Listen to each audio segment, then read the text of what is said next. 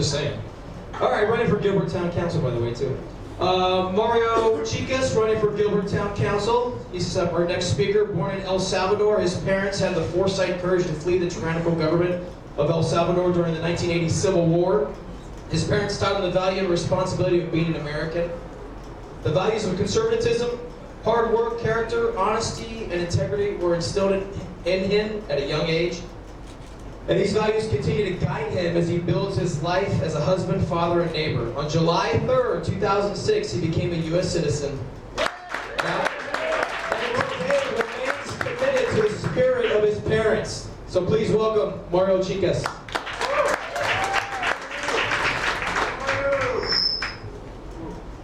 Can you hear me okay? Yeah. Good. Yeah, so thank you, Brendan, for that. And like you said, so just to go back again, my parents had the foresight to flee the 1980 Civil War in El Salvador. So if you remember some of that, there's a bunch of pretty bad stuff going on. I was 7 years old at the time.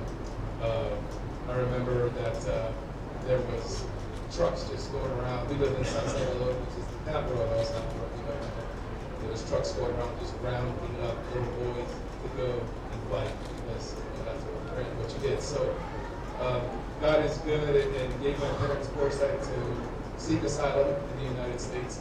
And so you'll think this is funny. We ended up in Pine Top. How many of you guys know where Pine Top is at? Yeah. How did we end up there, right? It's kind of a random place. Usually go to Phoenix, San Diego, or Yuma, or one of those places like that, right? No. So I had an aunt up there.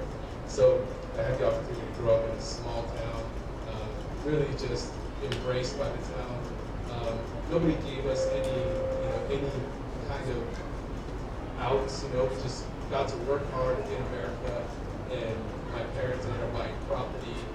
They immediately started working on naturalization paperwork and things like that. So some things happened in between there, and so I kind of went on my own, and in 2006, as Brent said, I'll tell you a quick story. A guy I grew up with in going through high school, I was a roommate with him at the time, and I told him, I'm going to send in my application to become a naturalized citizen of the United States. And I got to get $500. So I was a salesman at a kiosk for wireless. He's like, are you kidding me? $500? That's such a joke. What? That's such a joke. I'm going to pay that. And I understand where he's coming from. He's American. It's like, he knows me. He's known me since I was 8 years old. And I told him, if they needed 50 grand, I'll find you 50 grand. It's just such an amazing gift, given naturalized citizenship. So that's me really in a nutshell. And having thoroughbred parents that will beat you for literally anything that you do and throw chanclas at you, that's another way that you grow up in the right way. So there's that as well. And so why am I running? Many of the same things that Jim said. I'm gonna give you a rundown. $515 million bond. They're going to ask for another $273, a $50 million bridge, raise the tax, water, sewer, environmental fees. They want more for the schools as well, right? Even though enrollment is going down. So to me, that doesn't make any sense. Right? So it's just a lot of the tyrannical stuff that's going on that, frankly, if God wanted me to stay in tyranny, He would have just kept me in El Salvador, right? So I see that stuff. I have Venezuelan friends, Colombian friends, all that. I see all the stuff that's coming. So, not that stuff is here now, but in some of these places, it makes you wonder if it's really not here now. So, for those reasons, I have a 10-year-old and a 5-year-old. And so, the second that they were going to mask my kid and sit her at basically a cubicle of, plexiglass, and masked up and eat lunch there and play there and not play with kids, I told my wife, get her out. And my wife was the brains of the operation, and I would make no problems about that. She started homeschooling my daughter, so that's what we're doing now. So, thank you.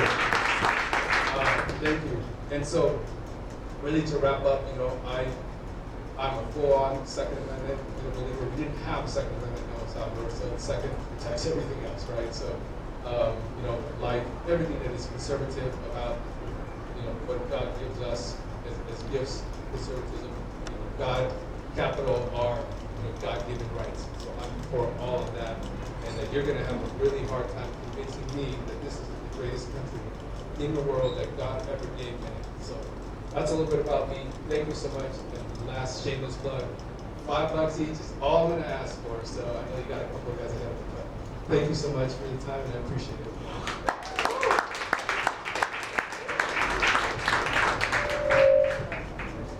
Yeah, please help our candidates. Please donate. Due to inflation, whatever number you heard, times that times 4. All right. All right. So our next speaker, running for Gilbert School Board, Chad Thompson. Thank you, Brandon. So my name is Chad Thompson, and I'm running for Gilbert School Board. And in my business, there's something that we call sizzle the bacon. And it's whenever a customer says something or proposes something that we don't like, we sizzle the bacon. Okay? And more than once, when I've told people that I'm running for school board in Gilbert, they've sizzled the bacon to me. Ooh, that's tough. So I don't know if I'm a glutton for punishment or I'm just too dumb to know any better, but I'm running for school board. My wife Stacy and I have lived in Gilbert, have been married for 20 years. We have 4 children, 2 girls and 2 boys. One of my oldest daughter, Grace, is in the back. She's in high school, and she's one of the rare nights that she's agreed to hang out with Dad.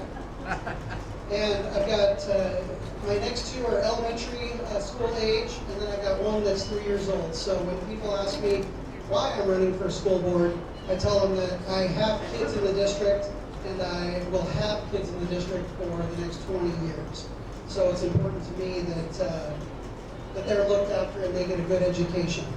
I've lived in Arizona for 40 years, and my wife and I have been raising our family in Gilbert for the last 10 years. I graduated from Arizona State University with a degree in business management. I'm a small business owner, and I play an active role on the site council for Ashland Ranch Elementary, as well as participate in other local service organizations. So how does a typical balding, out-of-shape dad with no background in education decide to run for school board? Well, just like many of you and a lot of other parents, found myself in a world with closed schools, mask mandates, and forced isolation. And like many parents, I was scratching my head and thinking, who are these people in the school board that actually voted for these changes? I believe the decisions of the school board impact our entire community, but these impacts are felt most by the students and families that attend Gilbert Public Schools. Over the last 2 years, my wife and I have seen firsthand the impact of these decisions on our own children. I'm not crying, you're crying.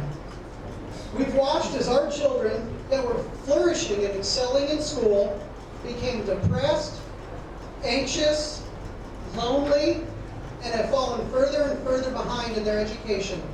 We felt hopeless. We reached out to the school board by email and in person, and we felt lucky if we got an automated response in return. The school board has been placing media-driven pressure and public perception above our kids and their education. And this is unacceptable, and that's why I'm running for school board. Now, we all hope that closed schools and masking kids and mandating vaccines are a thing of the past. But these are not the only issues that our schools face, and they're not the only reason we need board members that listen to and represent parents and put students first. Parental rights are my top priority. By listening to and counseling with parents and students in GPS, we can ensure that policies are made to protect our students and ensure that they receive a high-quality, in-person, traditional education. Parents are our children's first teachers. And parents are the only ones qualified to parent our kids. The agendas of special interest groups, unions, and associations have no place in the education of our children. Curriculum transparency is something else that I'm in favor of. I love and trust our teachers, but knowing exactly what our kids are being taught in books and from their teachers keeps this trust intact. Unfortunately, there's negative forces out there working hard to infuse their manipulative ideals into school curricula. These seemingly subtle and sometimes not so subtle ideals strive to indoctrinate our children and tear families apart. I will fight tirelessly against these forces to protect our kids, our families, and our community. Finally, parents know their children better than anyone and should be entitled to seek out the best education for their kids. Developing school options, empowering scholarship accounts, and making the process simple will enable parents to make sure their kids are getting the best education possible. School choice also means motivating educators and administrators to raise the bar and to make public schools the choice in education and not just the default choice in education. I want to thank America's MAAP for organizing this event and Kelly Cooper for allowing us to use this space. I care for my children. There's nothing I care for more deeply than my children. And I'm running for school board, and I want to help make decisions and policies that I can carry on that same care with my own children for your children. So thank you very much. Go check Thompson.com. I appreciate your support. Thank you, Chad. You've had me at bacon, I gotta be honest with you. All right? I'm convinced. There's 2 life lessons right here. Never argue with your wife, and don't trust anybody who doesn't like bacon. All right? That's a good life lesson. All right? All right, our next speaker, running for Mesa School Board. She and her 4 siblings came from the Mesa Public School System. She's an ASU graduate and a place she remained for her postgraduate work. She is a first-generation college graduate. Needless to say, education is a very important factor in her life and the lives of her children. She spent many years at Vanguard, a financial company, where she worked directly for their company accounts, responsible for thousands of employees and billions in assets. She ultimately took a hiatus from work and stayed home to focus on her happy and healthy daughter. Much like most of us, she has made sacrifices because she understands the wild political climate of our education system, hence the reason she's running for school board. So, please welcome Rachel Walden. Thank you. My name is Rachel Walden. I stand for the American flag and America first. I'm a Mesa mom, and I've got a long history in Arizona, as you heard. Thank you so much for the introduction, Brandon. And I'm a precinct committeeman. I'm going to still be a precinct committeeman even on the school board. I was a political activist first, and I will continue to fight for what's right, whether it's school board or helping conservative candidates get elected, all of that, because we are putting America first. So let me tell you a little bit more about my background. I did go to ASU, and they weren't able to indoctrinate me. They tried. I had a great mom who's a patriot, and everything in my household, I had a single mom, there were 5 kids, and there was a lot of poverty, and my mom taught us to never blame anybody for your life. You take responsibility for your life, and I had a hardworking mom, and I emulated that for my whole life. Every family event, 4th of July, Thanksgiving, any opportunity, my mom was giving us sermons about why we were proud to be American, why America was the best country, and the values that united us all as Americans. We have diversity. There's a wonderful, diverse crowd here tonight, but what unites us is our values. And we've seen over the years, people have come into politics and they're trying to fundamentally transform this nation from all spectrums down to our local community up into DC. Now we know what's going on in DC. They don't care about American values, right? The very first thing that the Biden administration did was disband Trump's 1776 commission. That was their first order of business, and they had the teacher unions that were lobbying for that. So that sent a clear message to everybody.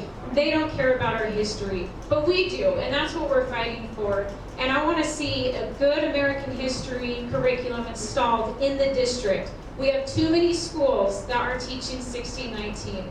And I have the emails from that group, and they brag all the time that they're in all 50 states and all school districts. There's nobody untouched by this 1619 project, which is something that's been debunked by historians. It is categorically a false narrative, yet people continue to try to teach that. We have to get back to our history and that unity that we give by the values of equality and by freedom, and to allow people to seek the life that they want to have. But we also have to get curriculum that actually has a history of working. So there's really good programs out there for reading and writing, the fundamentals of learning, You hear all the time it's, reading and math. Well, that's because those are the two primary drivers of all future learning, because if you can master those fundamentals, then there's not a limit to what you can learn. So we need to get something that actually works. Why would you buy a product that doesn't have a history of working? And that's what we see in a lot of this really expensive curriculum that schools are buying. I actually had a great conference call today with somebody from Spalding. Spalding's a great program. It's been around for a really, really long time, and it's cheap, and it's effective, and it has a history of working and raising literacy rates, and we're seeing a lot of districts adopt that, and that's completely the kind of program that I want to get on board with to get our children up to speed, because we do have learning loss, and it's bad. Our district is failing the parents and failing the families. I'm also for transparency. Mesa, I don't know if you saw in Arizona Free News, they have $32.3 million unaccounted for, that they have no record for in their expenditures. They don't know what they spent it on. Imagine if we took that money and put it into the classroom. But we got that news in the same week that I heard a bunch of parents go to the school board meeting to testify that their children in a disability program at an elementary school was shut down. And the parents got no notification. They had an email and said, go find another school, we're shutting it down. So we need to have transparency. We need to know where those dollars are going. I'm also opposed to mandates. I'm for parental rights. It is up to the parent. This is going to be the year of the parent, the future of the parent, because the moms are taking over. That's what we can do.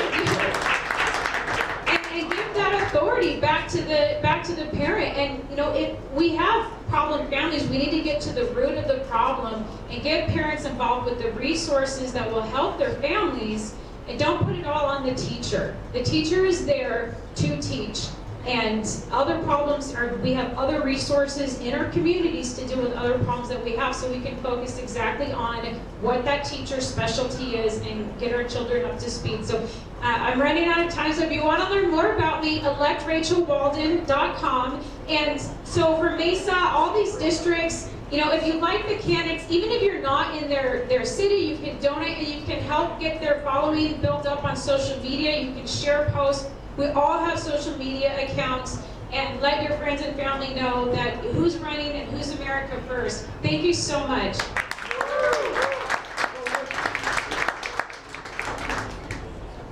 Thank you, Rachel. All right, our next speaker running for Maricopa County Board of Supervisors, District 2, a U.S. Army veteran with over 30 years of political activism. In 2016, he became the Arizona Deputy Director for Trump's election team. He continued to serve America for the next 4 years as the Executive Director for Intergovernmental Affairs in the U.S. Department of Veteran Affairs. That's a title. He currently serves as the Arizona Republican Assembly President and has been endorsed by John Fillmore, Matt Salmon, Joe Arpaio, John Kavanaugh, and Darren Mitchell. So please welcome Thayer Bashur. And Andy Biggs. And Andy Biggs. Among others. Look, it's really great to be here tonight, and you guys are fantastic, and I love seeing all these school board members, school board candidates, and town candidates, because folks, that's really where the rubber hits the road, and that's where they're spending our money, and that's where they're teaching our kids and making a lot of decisions. So, y'all know a little bit about me. I've been around for a while, some of you know me for a while, so I'm just going to get into some things that I think are really important.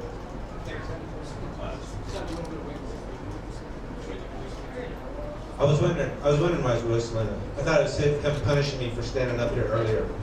No, you're good now. No, so I want to make some things perfectly clear about why I'm running for Maricopa County Board of Supervisors.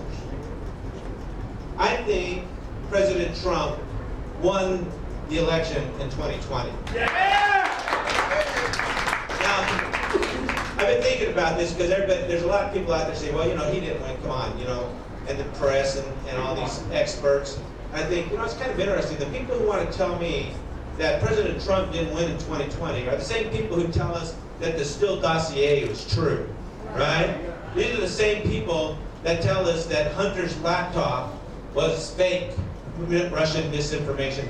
51 experts, right? 51 national security experts said, don't pay any attention to Hunter Biden's laptop. These are the same people who want to put a judge on the highest court in the land who can't define what a woman is. And we're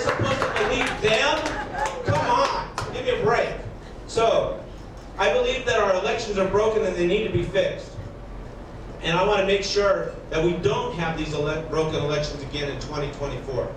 That's why I want to be there. I believe that you want to restore trust. You've lost trust in those elections, and I want to help restore that trust.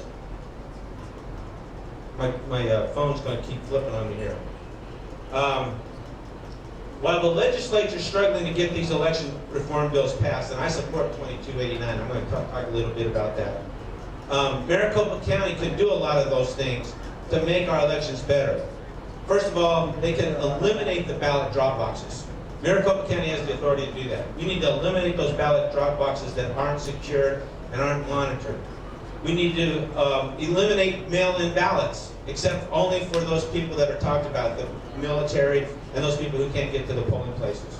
We need to rigorously enforce state law against ballot harvesting. And the county attorney can do that. So you need to make sure, if you have an opportunity, make sure that that whoever's running for the county attorney is supportive of making our election more secure and safer, and is willing to enforce the laws that are on the books to protect our ballots.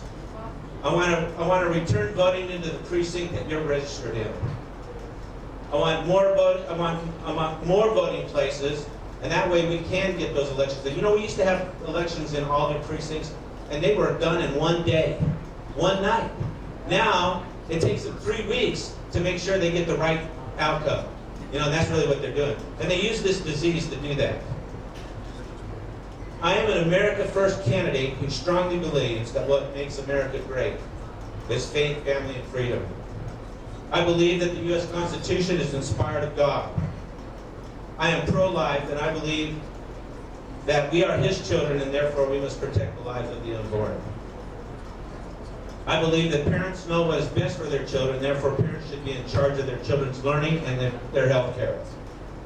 I believe that God created male and female. I believe that masks and vaccine mandates should end and never come back again.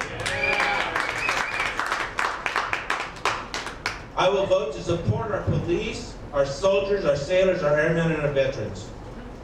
I believe that smaller, limited government, and I believe in smaller, limited government. Government that is big enough to give you everything you want, is big enough and powerful enough to take everything you've got. I believe in less regulation, lower taxes, and more individual economic liberty. Please support me. I'm asking for your vote. And like everybody else here, I'm asking for your money. Folks, I have a district in the supervisory district that has over 1 million constituents. I need to reach 100,000 voters, and I don't have clean election money, so I need your help. I need your help. So go to forsureforsupervisor.com and help me win this election. Thank you. Thank you, Mayor. All right, we say the best for last, and I'll preface this by a funny thing that happened today. So my wife and I were driving here, and she told me earlier in the week, hey, we're going to go meet with Kevin Jackson later this week. And I'm like, okay, cool. So I'm driving, and I'm seeing my dashboard, and you know, you got the Bluetooth, and she calls from the passenger seat. She calls Kevin Thompson. And I see Kevin Thompson on my car, and I'm like, okay, cool. I don't know who she's calling, why she's calling Kevin. She goes, hey, we're scheduled to meet this week. And Kevin's like, Kevin Thompson's like, yeah, okay, cool. Yeah, we're going to meet on Friday. They like arrange a location, everything, then we hang up. And I'm like, were we meeting with Kevin Jackson? She goes, oh, who did I just call? I'm like, just called Kevin Thompson. And Kevin Thompson was like, didn't even like skip a beat. Was like, yeah, sure, let's meet Friday. We called him back, and he's like, yeah, I was questioning that as soon as I hung up too. So hey, I'll tell you right now, Kevin is everywhere and will be everywhere. All you gotta do is call him. That's all you gotta do. So hey, without further ado, we got Kevin Thompson and Nick Myers. I'm going to double team up here. Corporation Commission. All right, the Arizona Corporation Commission. All right, well, good evening, freedom-loving patriots. Thank you all for staying awake for Corporation Commission. We know it's an awesome position, and you all know exactly what we do. But we regulate utilities. Fun stuff, I get it. Now, I'm not going to talk to you about all that good stuff, but I am going to hit on a point that Valerie opened with. One of these lines right here, hold our elected officials accountable. How many of you know candidates that are actually working and having success in allowing you to hold your elected officials accountable? Not many. One of the things I've done as a policy advisor at the Corporation Commission and as a candidate, I have actually made modifications to the website. These were very important. Why is that? Do any of you know how to tell how a corporation commissioner voted on any subject?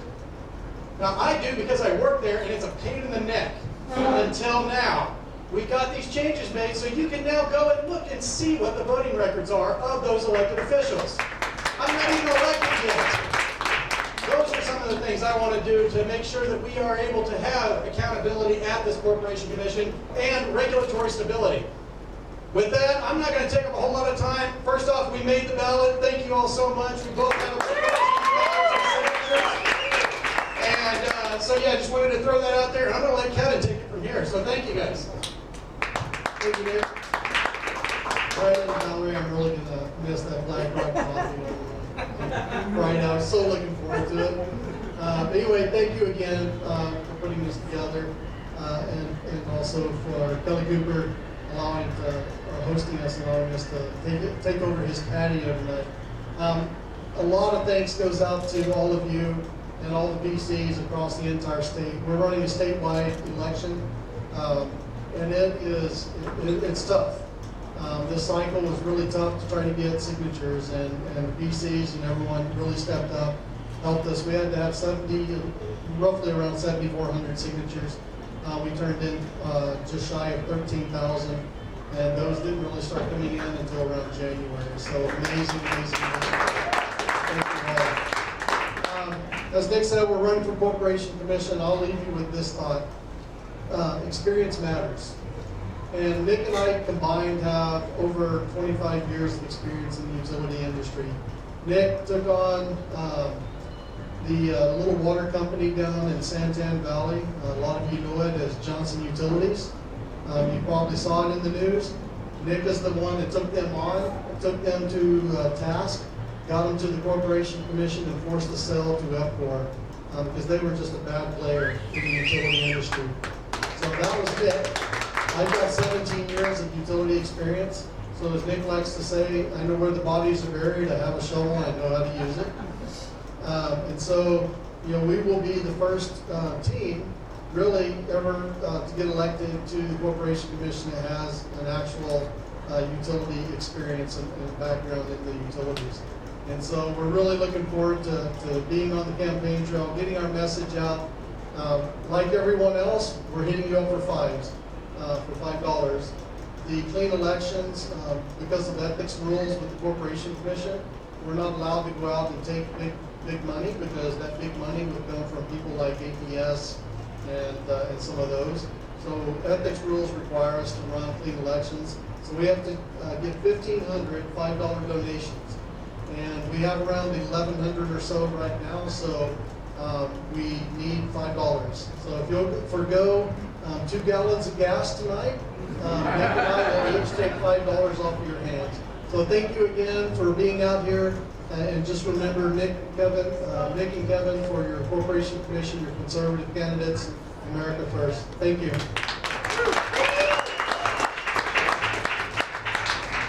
All right, that concludes all of our speakers. Let's give them another round of applause. Thank you for speaking tonight.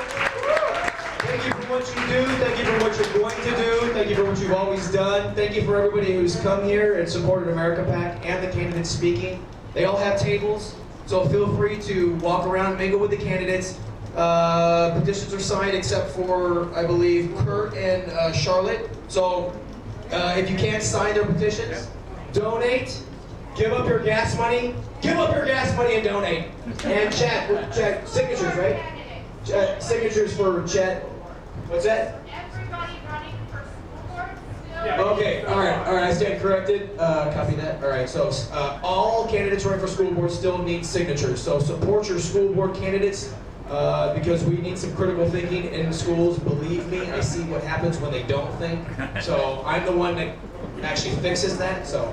All right, so thank you for joining America PAC East Valley. If you have any questions, my name's Brandon, that's my wife Valerie, and we have Libby and Jim, so feel free to ask. All right, thank you so much, good night.